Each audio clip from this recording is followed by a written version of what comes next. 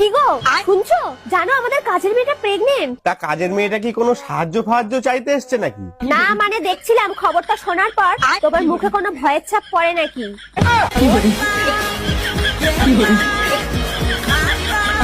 আম্মা, আমি আর আপনার মেয়ের সাথে সংসার করব না, আপনার মেয়ে এসে নিয়ে যান। আরে জামাই এত রাগ হচ্ছ কেন? কি হইছে আমাকে খুলে বলো। ইয়ার কি করে আমার ঠান্ডা হাত দুইটা আপনার মেয়ের গালে দিছি, সে এক বালতি ঠান্ডা পানি এনে আমার মাথায় ঢেলে দিছে। আরে জামাই তোমার তো কপাল ভালো, শুধু পানি ঢালছে। তোমার শ্বশুরে তো পানি ঢাইলে তারপরে ফ্যান সাইডে দিছিলাম। আরে কই তুমি? দেখো শীতে আমার সারা শরীরের চামড়া উঠে যাচ্ছে। আরে কেন শুধু শুধু ঠান্ডার দোষ দিচ্ছ? তোমার তো গরমের সময়ও চামড়া উঠে যায়।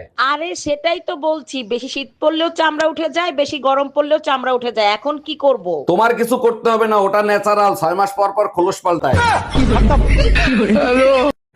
হ্যালো গুগল, 2026 সালে ভাবছি নতুন কিছু করব। খুব ভালো চিন্তা ভাবনা, কিন্তু কয়লা ধুইলে তো ময়লা যায় না। আশপাশের ভাবিদের এখন আর ভালো লাগে না, তাই ভাবছি নতুন জায়গায় চলে যাব।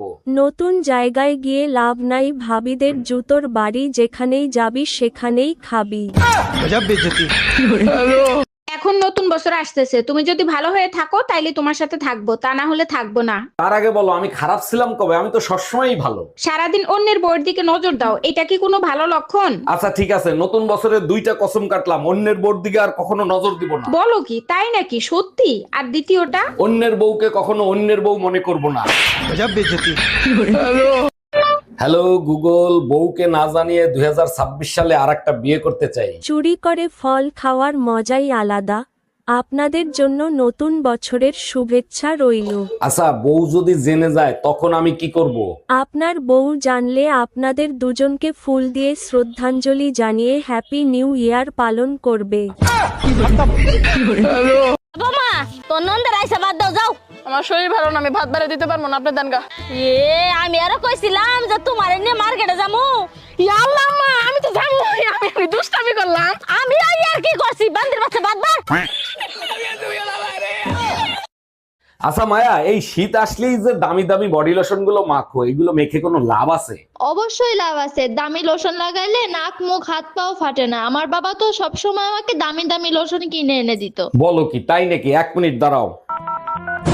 হ্যালো আম্মাজান, আপনার মেয়ের নাক মুখ হাত পাও শীতে ফেটে গেছে, এখন কি করব? বিয়ের আগে যেটা করতো সেটাই করতে বলো। নাক মুখ হাতে পায়ে সরিষার তেল গরম করে লাগাতে বলো।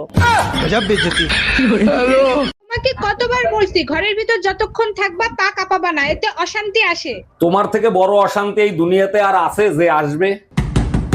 এই অসময় আবার কে আসলো? দেখো তো দরজা খুলে। অসময় কে আর আসবে? খয়রাতি আসছে। খয়রাত দেবো না, মাফ করেন। জামাই দরজা খোলো, আমি খয়রাতি না, আমি তোমার শাশুড়ি।